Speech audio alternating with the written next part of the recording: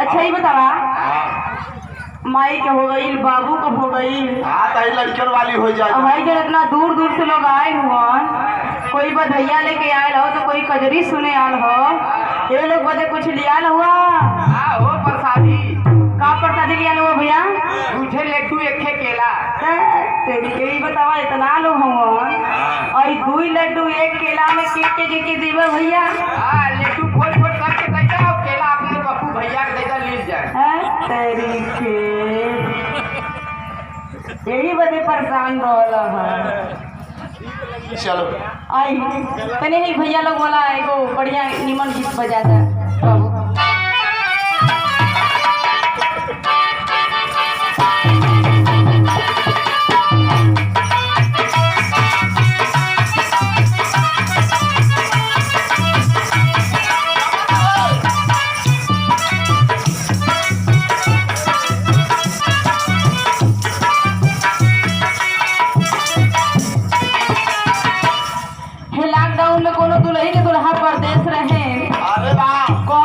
दिन भर के हमके अपन मान ल श्री राम भैया गुरु जी खाना के दिन भर हमके अपन मान लो तो चला ठीक बा, हम दिन भर के मानी ले, लेकिन जब बतावा जब मेन काम आवत है, मेन बारी आवत है तो मुँह में खोचा आजकल लग जाता है। वो का है ई बतावा ई लॉकडाउन दुल्ही के दुल्हा लाख ऊपर दुल्ही के दुल्हा दुल्हा से कहलक कि ये सैया जब भैया तो हमरे बदे एगो चीज ले लिया कहे का चाहिए रानी बतावा? वो दुल्ही बताओ था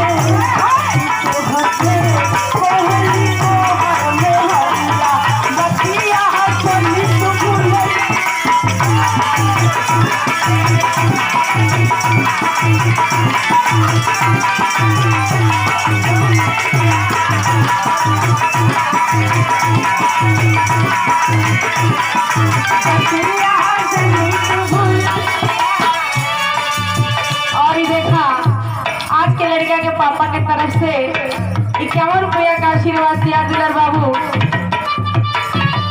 कोटि कोटि नमन बा, प्रणाम बा। भगवान करे ऐसे बनल रह, जैसे देले हो वैसे बढ़ावत रह।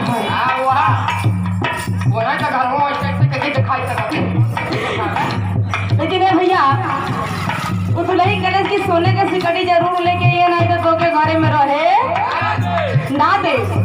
और एक बात और बतौलत कि देखा जब हमारे तोहर बियाह होत रह ना हो, सही बात है, जब हमारे तोहर बियाह होत रह तो समय जेठऊ जी गना में का चढ़ऊ दे ना सुना। अच्छा उनके जेठऊ बना लेना का श्री राम भैया के तो जेठऊ बन के बैठा है, जेठ लाया हवे के बताओ ता बिंदिया मंगल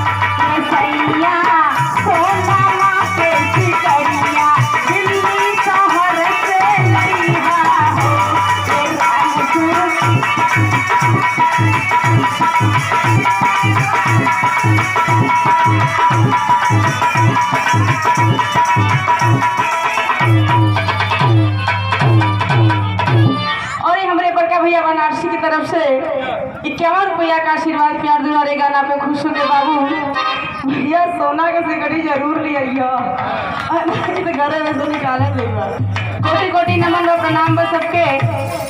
आइए बाबू कहा ना लड़का भैल हो उधर से वो देखौना हो कृष्ण जी के जन्म भैल बा, लेकिन आवा देखा हम देखावत ही कि गौरा माई गणेश के कैसे जन्म देली। एगो लड़का बाबू पेट से जन्मेला, लेकिन एगो लड़का के जन्म भइल बा, लेकिन देखा ऊ जन्म कैसे भइल बा। औरत का ना कर सकली हो का ला बेटा ला बाबू ला सुनना ला। अरे अरे अरे अरे क्या बात है, राजा हो जा खूब पढ़े हो जा, भगवान खूब पढ़े कह दे, खूब कलेक्टर बना, इंजीनियर बना, डॉक्टर बना, अपने माई बाप का नाम रोशन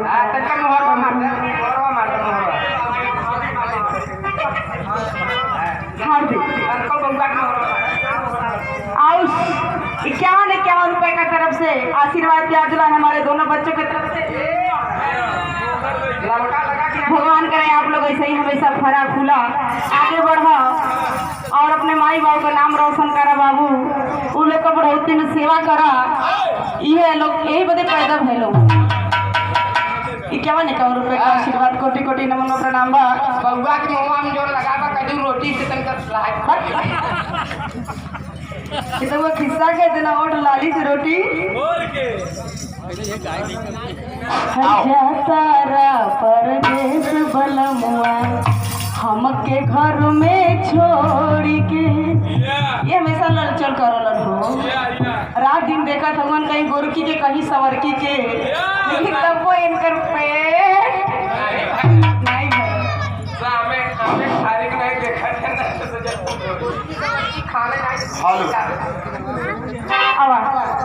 चलो भाई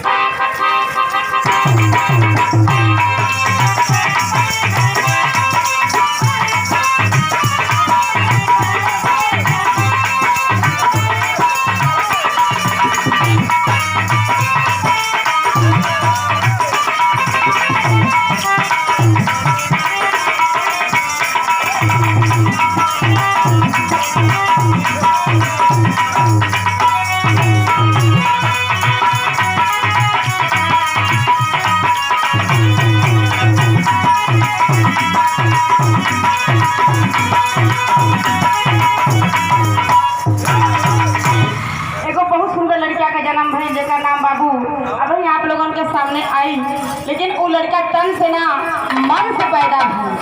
कैसे पैदा भई अब देखा औरत का कर सके हर टका है कैली गिरजा कैली हर टका है कैली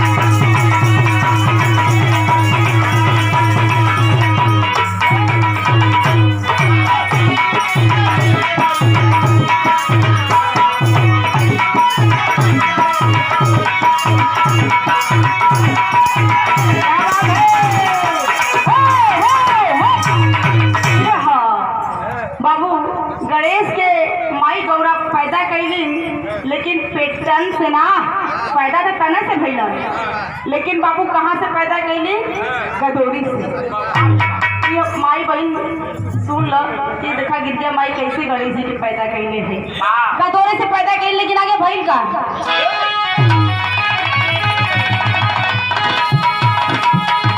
अरे खुदा टापा करने चली सैला कुमारी जी, गणेश जी गुफा वाले करके पहरे।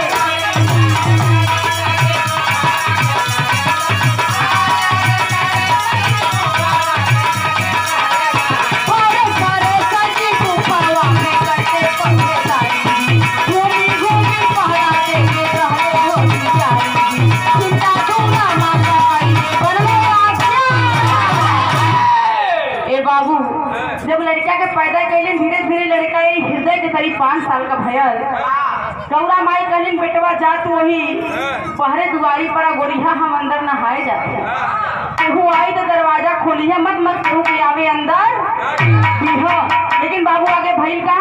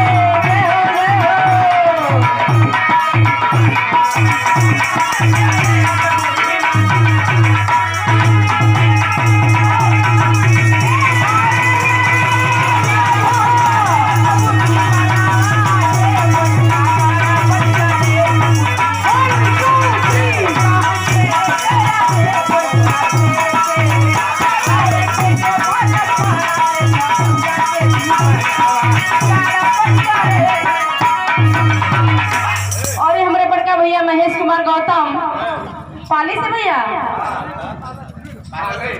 अच्छा पाली के धरती से देखा कजरी सुने इलन भैया 51 रुपया का आशीर्वाद प्यार दुलारी गुड़िया के देना। भैया के गोड़ छू के कोटि कोटि नमन बा प्रणाम बा। भगवान करे आपके घर में हमेशा सुख संपदा बनल रहे, धन दौलत बढ़त रह। रुका बाबू का नाम पूछे। और दिखाई हमारे बाबूजी चिंतामढ़ी कजरी के दिखाई पुराना गवैया हो। आज के डेट में इनका नाम बा खलीफा। गवैया जब धीरे धीरे आगे बढ़लन तो उनका नाम भी बढ़ जाला, उनकर पद भी बढ़ जाला, उनकर ओहदा और तजुर्बा भी बढ़ जाला। देखिए हमारे बाबू खलीफा के तरफ से 51 रुपया का आशीर्वाद प्यार दुलार। बाबू के गोड़ छू के पलकिए प्रणाम। बाबू अगर गावे बजावे में कोनो गलती हो जाए तो ओके क्षमा करिए। अब तोहार जमाना दूसरा हमार नया नवेली फवेली है, ये बहना की जानत है ना आज का जमाना। तो बाबू बैठे लोग सुनत रहिए, अगर गड़बड़ है तो फिर से काने में बता दी।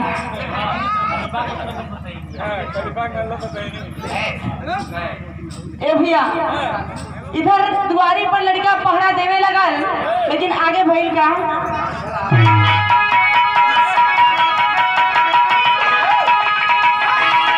अरे चपसे टप करे गिरजा कातारा भवन में, झारखंड उतर बढ़े शिवा के का।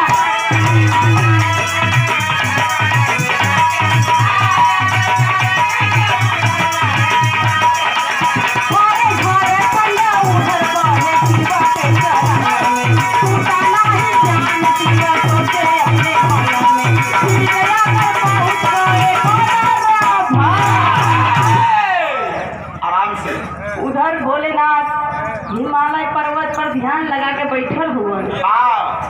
ओम नमः शिवाय। ओम नमः शिवाय जाप करत हुआ, तब ले उनका ध्यान टूट गल। आ गई याद गौरा को। जब गौरा का याद आ गई तो आ गई वही कदरा भवन के लग गए। और जब लग गए इलन बाबू लिया बेटा मर्दा पैसा दे मतलब जाते हुए अभी तो माई रोज तो न ल जाता है। मोदी जय हो, हर हर मोदी। क्या बात है, वैसे ही मोदी का राज बच्ची, ऐसे ही मोदी इतना लूटत हुआ। तब लोटा थरिया बजवाए दे, लूट लूट के बताओ बैठल हुआ। अब ठीक बच्ची वैसे बढ़िया तोरे नाम के हिसाब से। भाई जब कमाए लगे है तो खूब गई है। बहुत बढ़िया आशीर्वाद बा, प्रेम बा, स्वभाव बा। का हो पहले ही बार सबका तो नाराज मोदी और ओकरे बाद जब तोरैया जिस तरीका गोदी घर घर गोजी। अब की ओदी सुखा गई।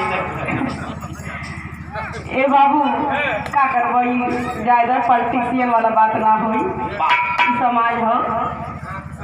ए भैया इधर आ गई ना, तब दुआरे पर आए लोगन तब गणपति कल्याण का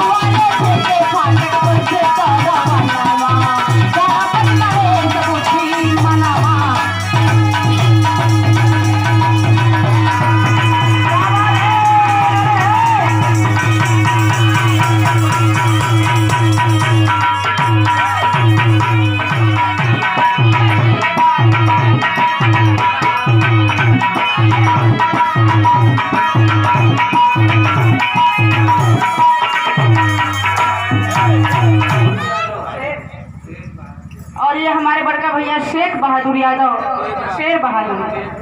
अच्छा अच्छा, बारे बार जब पैसा में इतना तेज बा तो चेहरा पे कितना तेज हुई है कभी रुहिया।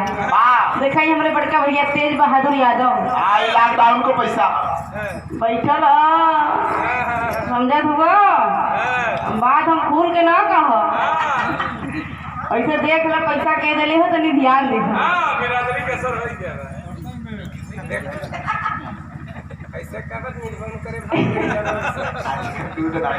ये हमारे बड़का भैया तेज बहादुर यादव 51 रुपया का आशीर्वाद प्यार दुलार भैया के कोटि कोटि नमन बा, प्रणाम बा। भगवान करा ऐसे ही तोरे घरे में खूब पैसा का भंडार भरल रहा। सब जगह से पैसा हो तो पहले चेक करिया करा, सब जगह से चेक बहुत ज्यादा करा नहीं हो सही बा, एकदम चुपचक बा। वो एकरे घरे जाए। अच्छा गलत पाई गए रहे, नोटिया ना चलल उनके बैंकवा में डाल मिले हो तो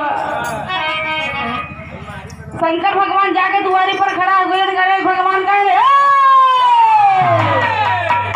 के हवा कहे बेटवा तू के हवा, कहे कि हम यहाँ के दरबान है, हमारे माई का नाम गौरी है, तेरे बहू का नाम का कहीं पता ही नहीं तो कहे अरे नहीं जनता है LIC का खाता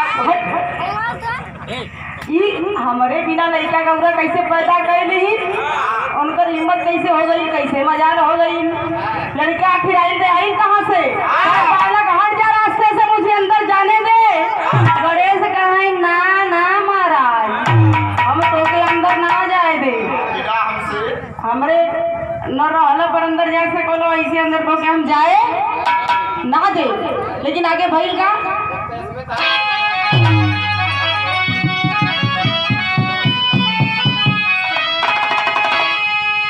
हरे ढंग से शिवराई छे के, हरे ढंग से शिवराई घुसे गुफावा में जबई तुरंत गणेश जी पकड़े।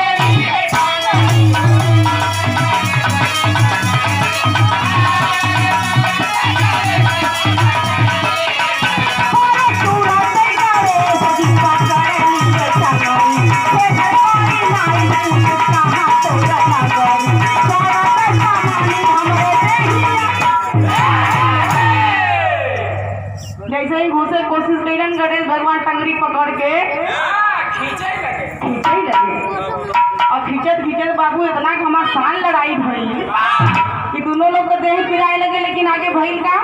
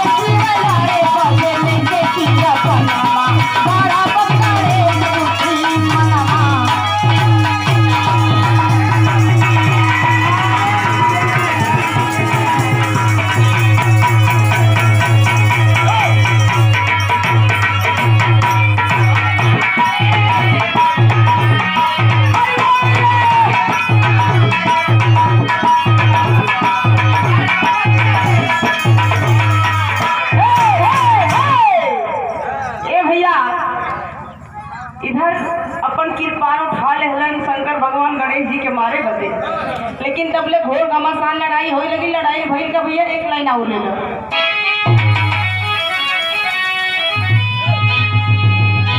अरे नीरखी के कई शिवा लिहले बचाई जी, अब पकड़े के बाढ़ शिवा टूटल चढ़ाई।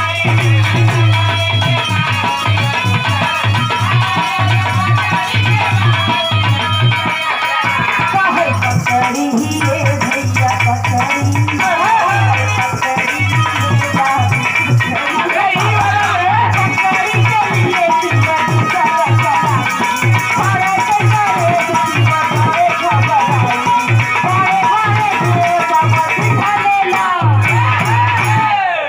भैया इधर घमासान लड़ाई होई लगन। उनके बार के प्रहार से बचत हुए, उनके बार के प्रहार से बचत हुए, लेकिन अंत में भइल का ये बाबू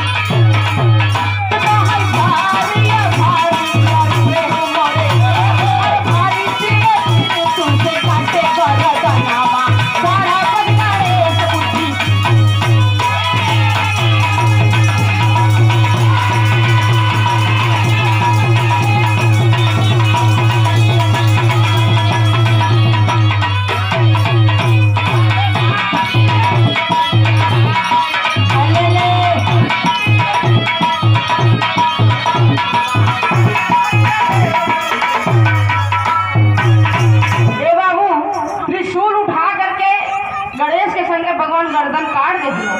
जब गर्दन काट देलन बाबू तैसे ही जो गौरा माता नहा के बहरे निकली, देखी अपने लड़का के सर से धर अलग। बाबू हाहाकार मच गई। हाहाकार कैसे मरे, एक लाइन और बची।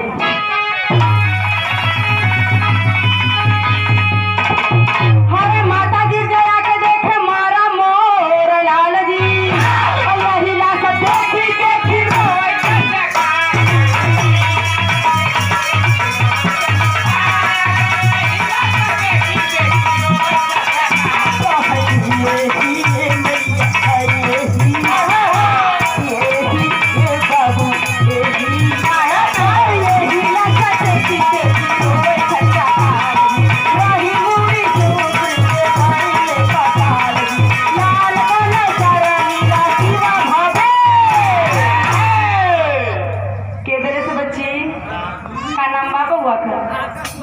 आदर्श बेटवा के तरफ से दिखाई 11 रुपया का आशीर्वाद प्यार दुलार।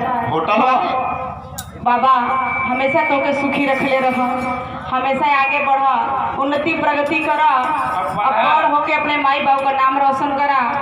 ये आशा और उम्मीद के लेके गायक तो के आशीर्वाद देता।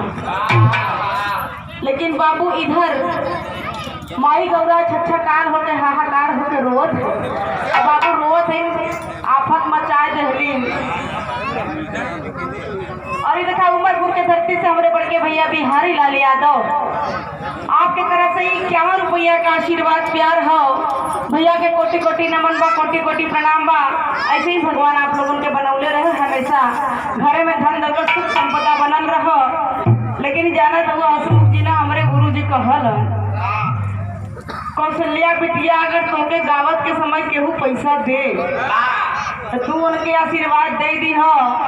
चाहे जब तू लोग गावे लगल तो तू लोग ना गावे, ये माई सरस्वती गावे दी। उनकर वास होला वो समय देखे तू जो प्रभु तवान हो जाए। मतलब हम वाली भैया घर में सुख संपदा आई, सुख संपदा आई, ये बात सही 101%। लेकिन ये बाबू इधर शंकर भगवान कहें अरे बाप रे पैसा नर्थ हो गई, हमके ना पता रहल गौरा की तो हर लड़का है। शंकर भगवान कहलन जा अच्छा मूड़ी खोज के लिए जब बाबू आकाश पताल एक हो गई मूड़ी ना मिली। मिलल। आइलन कहे भोलेनाथ मूड़ी ना मिले तो भोलेनाथ कहे ठीक बा जा कोनो जानवर के गर्दन लिया के लगाए दे। लेकिन बाबू जब जानवर के गर्दन मिलल से केकर मिलल?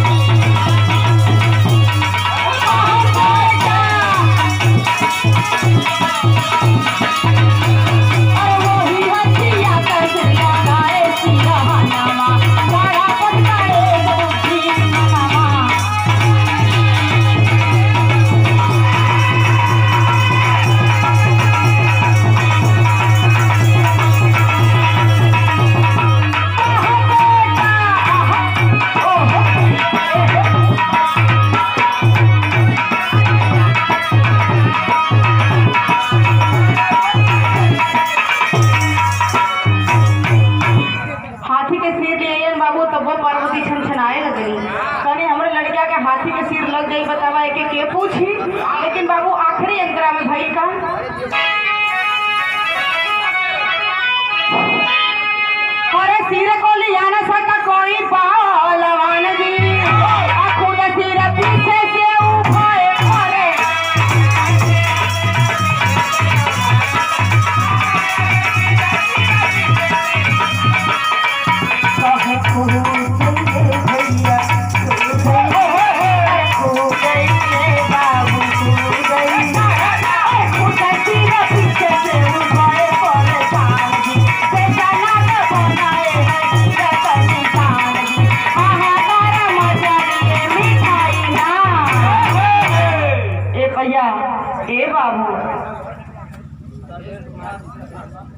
और इस सुंदरपुर के धरती से हमारे बड़के भैया प्रवेश कुमार विश्वकर्मा 21 रुपया का आशीर्वाद प्यार दुलार भैया के कोटि कोटि नमन बा प्रणाम बा।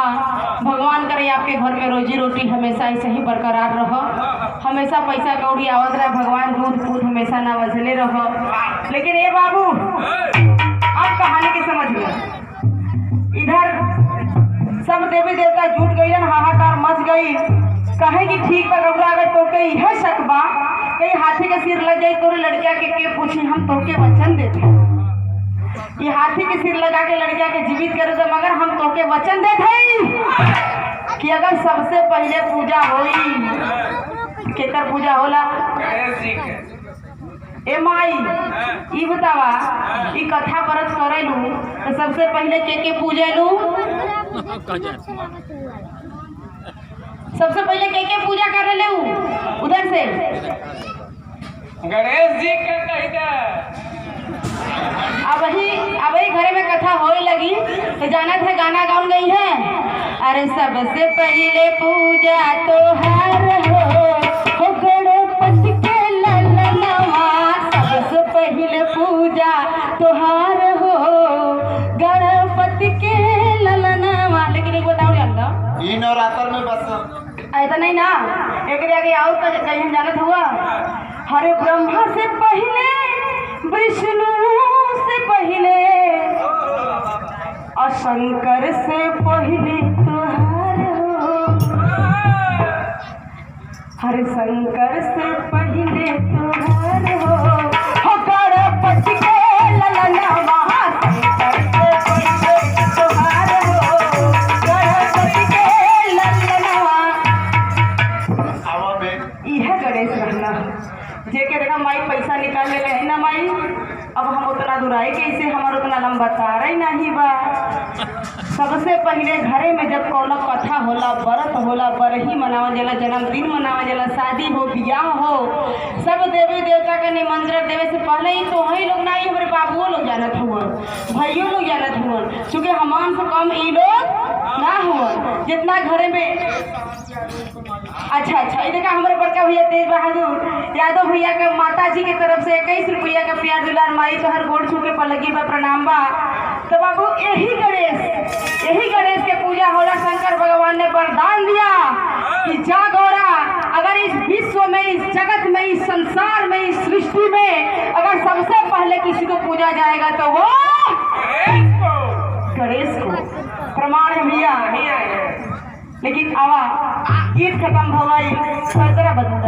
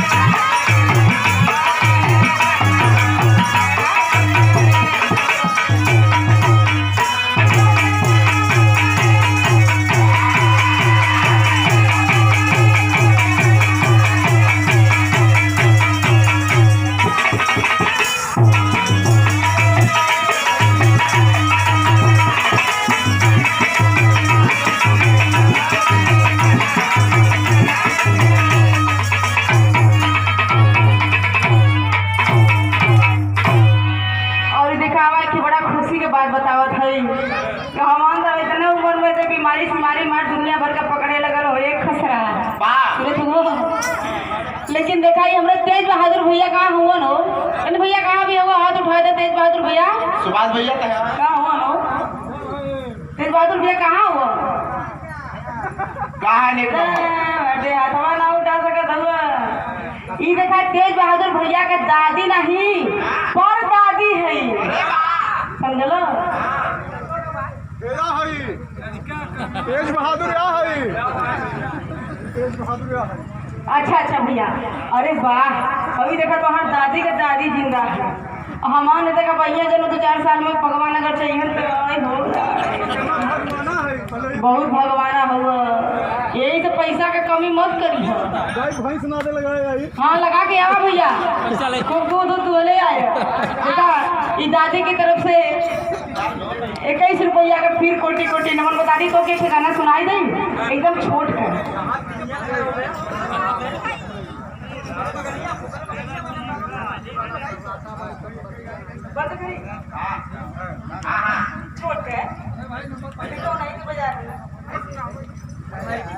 आवला अच्छा दादी तो तुम बैठी रहो, जाओ मत दूसरी बारी सुना।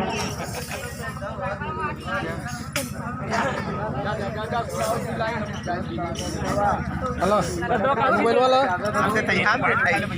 अरे पिनिया हम चेक कई कम बजावा का बताइए। Hello mobile. धन्यवाद, थैंक यू।